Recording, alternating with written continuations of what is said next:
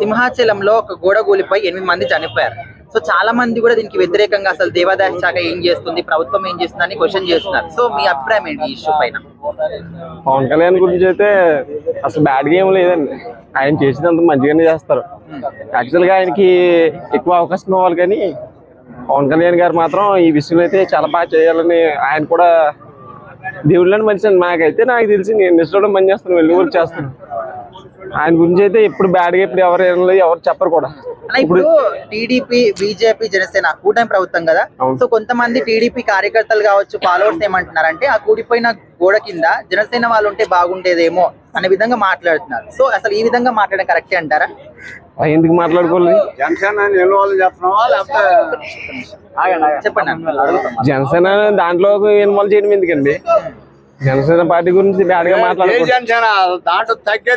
తగ్గేదిలే. గోడ కొత్తగా కట్టారంట రీసెంట్ గా. కొత్తగా కట్టింది వానకి గాలికి పడిపోద్ది గోడ. అది కూడా దేవాదాయ శాఖలు ఏం చేస్తున్నారు, నాసిరకం గోడలు కడుతున్నారు అంటున్నారు. దీనికి ఏం చెప్తారు? దానికి ఏం చెప్తామంటే సిమెంట్ సరిగ్గా లేకపోతే దానికి గోడ కూలిపోవచ్చు. మరి కట్టినోడు తప్పే కదా అది. అవును, ఇంజనీర్ తప్పు.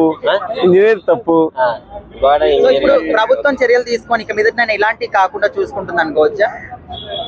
చూసుకుంటా, తప్పకుండా చూసుకుంటది. పవన్ కళ్యాణ్ గారు అందుకే కదా అందులో వచ్చింది.